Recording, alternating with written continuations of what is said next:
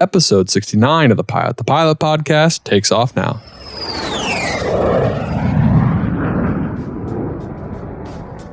Well, hello, fellow aviation enthusiasts. I'm John King. And I'm Martha King, and we are co-owners and founders of King Schools, and we do online training for pilots at all levels. Today's episode is brought to you by AOPA's Pilot Protection Services. As disciplined and meticulous pilots, we are always striving to achieve that perfect flight from engine startup to shutdown. However, even the most experienced pilot can get distracted by a passenger or have a momentary bout of information overload.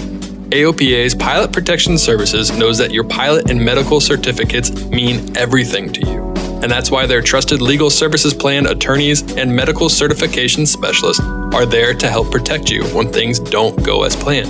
It's available only to AOPA members, and over 64,000 members already participate. So go check them out before your next flight at aopa.org/PPS. Aviation, what is going on? And welcome back to the Pilot podcast. My name is Justin Seams, and I am your host. Today, I am talking with the legends, John and Martha King. They had about 30 minutes at Oshkosh. I was able to meet up with them after the press release and press conference, and we chatted. We talked for 30 minutes, and we talked about anything and everything aviation that I could ask them in 30 minutes. It was a great episode, and it's one that I'm extremely excited for everyone to listen to, and I am looking forward to hearing the feedback about it. What you know about getting to know John and Martha a little bit better about their story and what they love, and it's a great episode and one that we've talked about many things. Some of the highlights of the episode, I think, are talking about how they're very hesitant to get into the VSR world, how they're very hesitant of taping all of their talks, taping all of their instructions, because they thought that it just wouldn't capture their personalities and it wouldn't work. So that was really interesting to hear. And it was also interesting just to hear them interact together, just how much they truly love each other and how they support each other, and just aviation and how that has impacted their family, how that has impacted their life, and how they have impacted the whole aviation community. So there's some people to definitely look up to. If you don't know about King Schools, and I don't know where you've been for the last 45, 50 years, but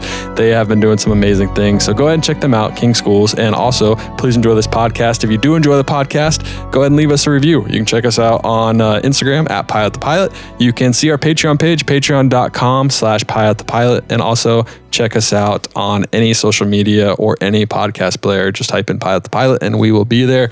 Aviation, I don't want to keep you any longer. So without any further ado, here are John and Martha King. What is going on, John and Martha King? Thank you for coming on the Pilot podcast. I look forward to talking with you guys. Well, a lot is going on. We're having a great time here at AirVenture in Oshkosh, Wisconsin. And we've given a lot of talks and met a lot of people, and the weather's been great, and we've had just a wonderful time watching all the airplanes. You know, the traffic was just terrible yesterday. So here in 2019, this year, it's been a wet year. We got up early this morning, so the traffic wasn't going to be so much of a problem. And the sun was just rising. The light was coming up. The light was just beautiful. The air temperature was beautiful. And we were by ourselves. What a wonderful experience that was this morning. The weather's amazing today. It's beautiful out. I was here last year, and I think it was a little bit hotter in this last year, but so this time it feels great, especially since we're under the shade sitting on the golf cart. Yeah, we were walking the roads and the ramps around the airplane exhibits, and just a light breeze, and we walked up on some of the photography stands and looked out over the field, the air show line, and it was perfect. There are just so many ways that collectively, as a community, we figured out how to fly, and people brought these individual ways to display them here at Oshkosh. What an excitement it is! Yeah, it's amazing. It's we kind of talked about in your intro a little bit, where you said you do pilots of all levels. I started flying Cessna 172s. Now I fly Citation Latitude, and it's amazing that you can come to one place and find training for anything, and you can kind of keep your customer base coming back and coming back and coming back when they keep upgrading and upgrading and upgrading. So it's really cool. Not only that, you can actually see the aircraft here and see them fly. That's really cool. It's an exciting place. Yeah, that's cool. Well, hey, I want to start out kind of where it all started. Why did you guys even begin in aviation? What was kind of your reasoning for starting aviation? Well, we went broke in another business. By broke, I mean bankrupt. And we said, wow, one of the reasons we probably went broke is that we've been flying airplanes this whole time. So let's do something for the fun of it until a serious business comes along. and we decided we were going to teach pilots in ground schools, and that was about 45 years ago, and we're still looking for a serious business. We still haven't found a serious business. So John had learned had soloed when he was in high school. He used to fly with his father and with a friend in Indiana, central Indiana. And he soloed in high school and then quit flying to save money to go to college.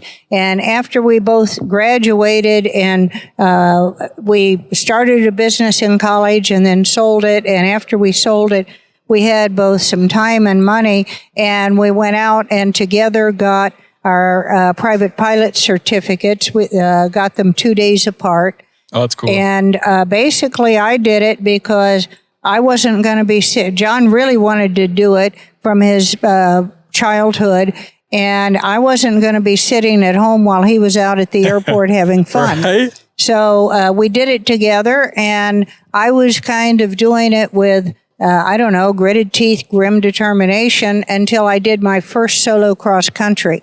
And I came back, and it was, it had been a beautiful flight. I ended up coming back at night, but it was smooth and it was clear, and the lights just slowly came on in Indianapolis as I flew along home towards the airport, and it was like looking at black velvet with sparkling diamonds all over it. And I really fell in love with aviation at that point. And John kind of regrets it now because I've cost him a lot of money in airplanes over the time. I want to explain now. Give him a chance to defend himself, right? She's only a little bit better pilot than I am. We've done, ultimately, at the time, every category and class that was available for civilian pilots. We still have every category and class that's available for civilian pilots, also flight instructor certificates. But we've done it all together, just one after the other, just within a day of each other. And we've just had a wonderful time learning together. It was a great experience. Would you guys continue to push each other in learning? Like, did one of you, say Martha got the subject, then she would teach you, and then you figured out the subject better and you teach her? We support each other. Yeah. I wouldn't say we push each other. Yeah. I think we support each other in everything we do. We help explain it to each other if one of us is having a little bit of a hang up, and there's some things that that John's better at understanding and explaining than I am, like aerodynamics. And I may be a little bit better than he is about untangling regulations, but the differences are very incrementally small, but we try and give each other that last bit of understanding. Yeah. That's so cool. Well, we're best buddies. We made a deal when we got married. We said our deal is we're going to be equal partners in everything we do.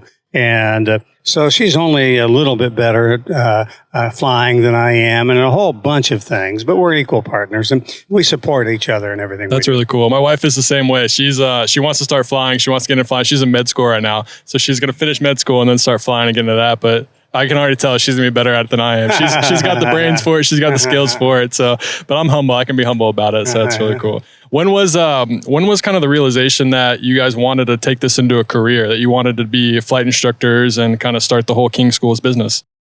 Well, we when that business went bankrupt, we decided, well, let's start doing ground school. So we just started teaching ground school. But basically, when we were first teaching ground schools, what we did is we owned a good job. We owned our own jobs because we had to physically be there. And we were teaching these 2-day weekend ground schools, 50 weekends a year. And we did that for 10 years. And then a friend suggested that VHS tape was just coming in. A friend told us that we should put the course, our program, on tape. And after some initial resistance, we did.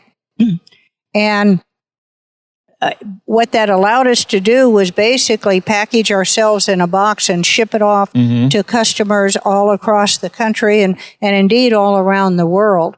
And that enabled a whole a quantum leap in the kind of flying we were able to do because to 2 years after we started doing the videotapes, we moved from a Cessna 340 up to a Citation 500. Oh, dang. Yeah, we had a friend when we were for 10 years, we went around to a circuit of cities teaching weekend ground schools. Okay. And we did it for 50 weekends a year for 10 years, meaning we had given ground school classes 500 times. That's a lot of times. I did them for the private and commercial and flight instructor in one meeting room in a hotel. Martha would do it for the instrument flight instructor in another meeting room.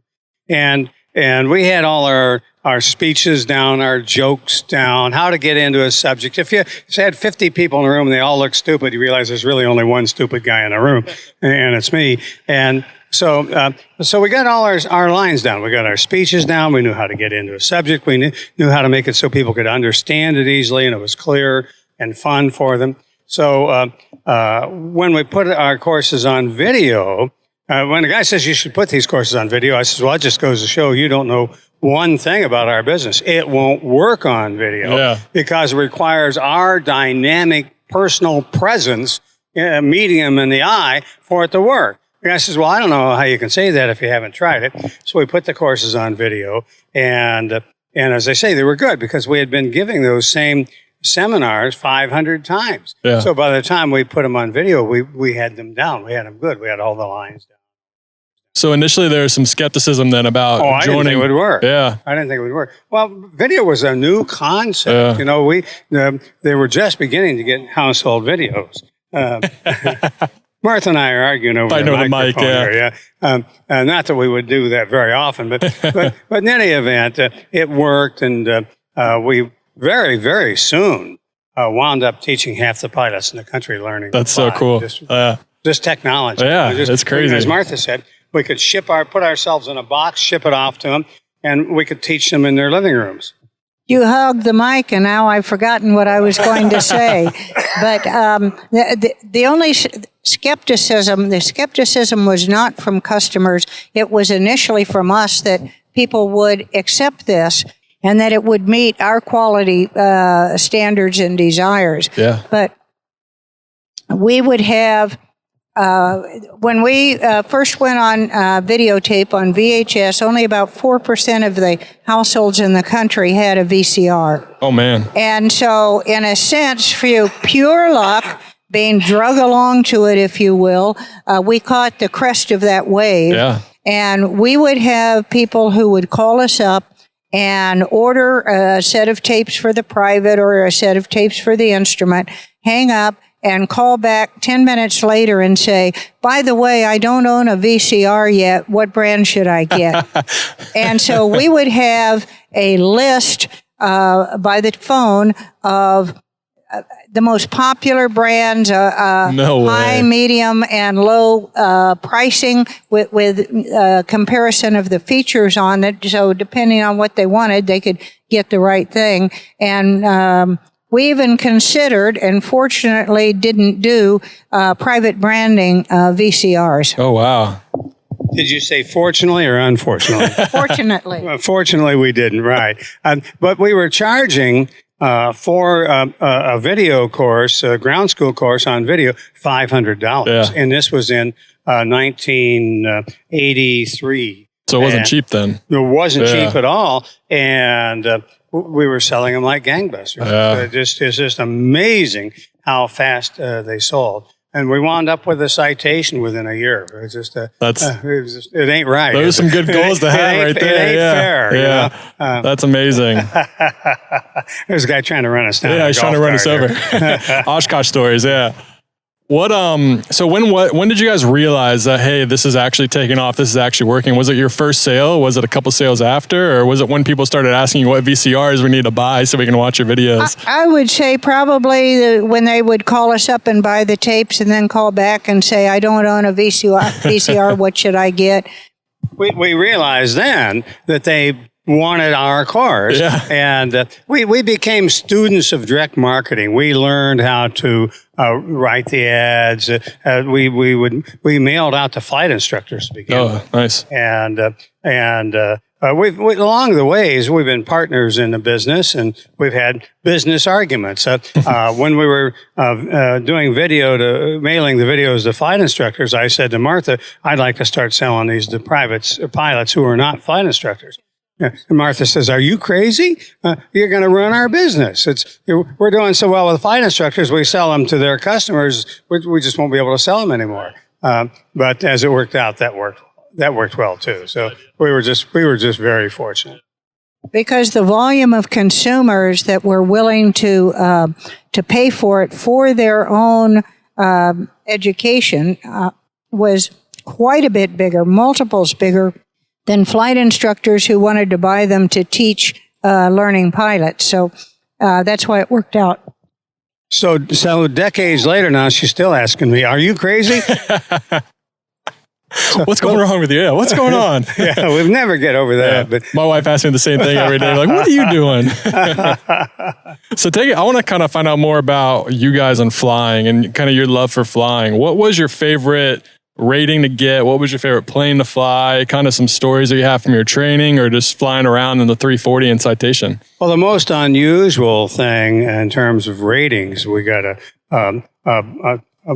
pilot's license in a blimp. No way. And a very rare opportunity because a blimp has about 18 ground crew members, and they all have to be standing around waiting for the ropes and helping you get going when you do takeoffs and landings. So takeoffs and landings in a blimp are very expensive. And so you don't get much opportunity to do it unless there's a reason for them. And we got the opportunity. We had both already been helicopter pilots and seaplane pilots. And for both of those, you're landing off airports, and you become very wind aware. And blimps land in unusual circumstances, and you have to be very wind aware to fly a blimp.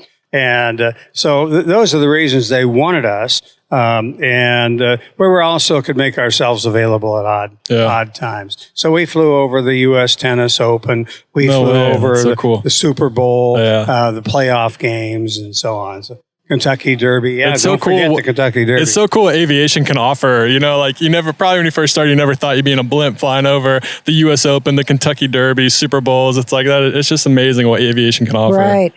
One of the most fun ratings that we got, and it's a fabulous thing for any pilot to go out and get if they haven't already got it, was our seaplane rating. Oh, I'm jealous. We did it on the Salton Sea. They've here in Southern California. They've now moved up to Lake Havasu City on the Colorado River, but there's multiple places around, and it's a couple of days of, in our case, flying a Cub on floats with the doors off the water. The Salton Sea is 160 or 70 feet below sea level, the surface of it. And we never got above sea level in that training. And we would, it was, as I say, you're flying with the doors off and the weather's warm and you're just out and around and you're half boat, half airplane. And it was just fabulous. That's amazing. I'm just going to check right here. I don't think what you said on how far below sea level it was is correct. We're going to fact check right now. Right. Okay. So I'm going to check on it right now. I'll keep asking some questions then if you don't mind. All right, go ahead. What's your favorite training plane that you've ever flown? I think the Cessna 172 is a really delightful plane to train in because it's solid, it's reliable, it's predictable, and it's comfortable for people to fly. So I think that we happen to do our private pilot training in a Cherokee 140, but we've since flown a 172 a lot, and we really like that airplane. I was going to say that you were exaggerating. The Salton Sea is 228 feet below sea level. Oh, my gosh. I thought she was exaggerating, but I was wrong. That's really funny. I was wrong when I thought you were wrong. Small world. That's really funny. Yeah, I was asking her what her favorite training plane was. I heard that. Yeah. Do you I'll have to go along with 172. Yeah. It's really built for it. Oh, yeah. Designed for it. Has great characteristics. It's a great training airplane. Yeah, it really is. It can take a beating from a student on landings. It can do some cross. Same here. Yeah, a bad crosswind landing. It's like, all right, let's go again. It's like, really, you're good. All right, let's go. Yeah. That's really cool. I wasn't going to ask. Let's see. Got some more questions. All right, here's a good one. So you guys have had this training for what you said, 45 years, right? Around there, 45? Right. What would you say? So people that train, everyone struggles in different things. Would you say that through those 45 years, the struggles have changed, or the struggles the same, what people struggle with? Everybody struggles, you mean? What pilots in general? Yeah, just pilots in general. Well, we've all... Has it changed? We've all had to learn different kinds of technology. Yeah. Can you imagine what the GPS has done? It's really... And you have to learn a GPS, but now I'm not lost near as much as I used to be. GPS has really made navigation wonderful, just wonderful. GPS is amazing. Yeah, it's just wonderful. It's just fabulous. But we've all had to learn different kinds of systems. We have flight planning has changed dramatically. Yes. We have. I looked on my flight planning program to see how low the salton sea was. I got a sectional chart for every place in the country. You got everything on that thing. Right. Isn't that marvelous? Yeah, it's Isn't amazing. that just wonderful? Yeah, it is. Just marvelous. But I think consistently through the years, the thing that gives every pilot some issues is learning to land, learning to make a pretty landing. Some people are ground shy. Some people like the ground too much and go wham. But getting that sight picture and getting the feel on the controls and the sensitivity to how the airplane is responding to that feel, which, as you know, of course, changes with your speed and configuration. And it takes a while to get the feel and perceptions of that. That's been a consistent issue in flight training through the years. I would definitely agree. And it's like you said, once you get the feel down, and then all of a sudden you get into a crosswind. It's like you keep adding more and more and more elements to it. No landing is the same. I'm sure you guys can say the same thing. It's always different. So what worked last time might not work this time. It'll work this time, it'll work next time. So it's really where we have really made great strides is risk management. What we're doing is we're doing scenario-based training, and now we're using the Airman certification standards for the practical test, and we're asking that pilots be able to demonstrate their ability to identify and mitigate risk. Used to be all we cared about was the pilot's skill level. We didn't ask them to know what the risks were and how they could mitigate them and how they think about them and so on. So that's a huge change, and you can see the accident rate per 100,000 hours of flight time. The fatality rate, I should say, has a big inflection in it, and now.